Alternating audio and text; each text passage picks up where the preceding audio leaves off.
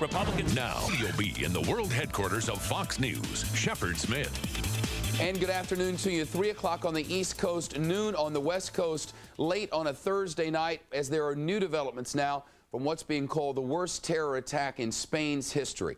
Police have found a van with detonators inside, plus an Arabic language tape of verses from the Quran.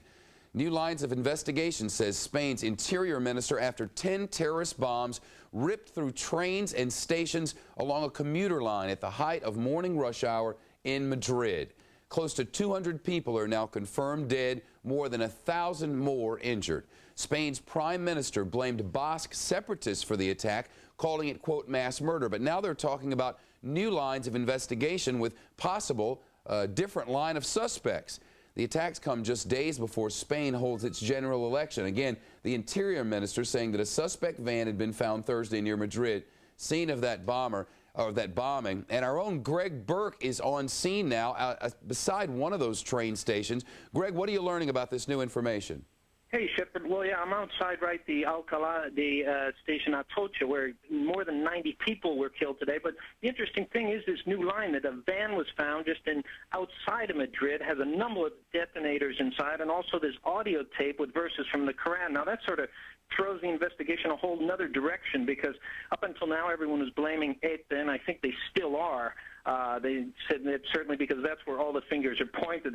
Spain's had 40 years of terrorism from the Basque separatist group. Although the interesting thing was, often in the past they had just gone after politicians or businessmen, one or two people at a time. This time they obviously wanted to impress with numbers, and they did, as the death toll edges up to nearly 200. You've got 1,200, more than 1,200 injured. The way they did is bombs going off on several commuter trains, essentially all at the same time at the height of the morning rush hour. It looks like people got on the trains, left backpacks filled with dynamite, and then got back off them again. Now, it's the worst terror attack in Spain history. Spain's seen a lot over the past 40 or 50 years. You see a lot of people around town already wearing blue ribbons of solidarity, a lot of people giving blood, some of them waiting hours to give blood. There are thousands of people in line to do that. Tomorrow they're expecting a massive demonstration here tomorrow in the evening. People are just really ready to say basta. Shepard? No doubt. Greg Burke, thank you, live from the scene. When we get more from there on these new reports from the Interior Minister about this van and verses from the Quran, we'll bring that to you. You may remember earlier they were saying that they believed ETA was responsible. This is this Basque separatist group, and they believe that for one reason, because ETA so often attacks prior to elections, and we're coming up on that in Spain now. Now there may be new lines of investigation, and Greg Burke will work it from scene, and we'll be working with our stringers as well. President Bush condemning the attacks in Spain as he gets ready to pay tribute to America's own victims of terror. From C2B, let's go to the White House correspondent James Rosen, who's traveling with the president today in East Meadow, New York. James? Shepard, good afternoon. As President Bush headed to this park in Long Island to take part in the groundbreaking for a memorial honoring the victims of America's worst terrorist attack, he took time out to call the King of Spain and also Spanish Prime Minister Jose Maria Aznar to convey U.S. solidarity with Spain following the worst terrorist attack ever on Spanish soil, an attack that some Spanish authorities initially suspected may have been the work of ETA Basque separatists.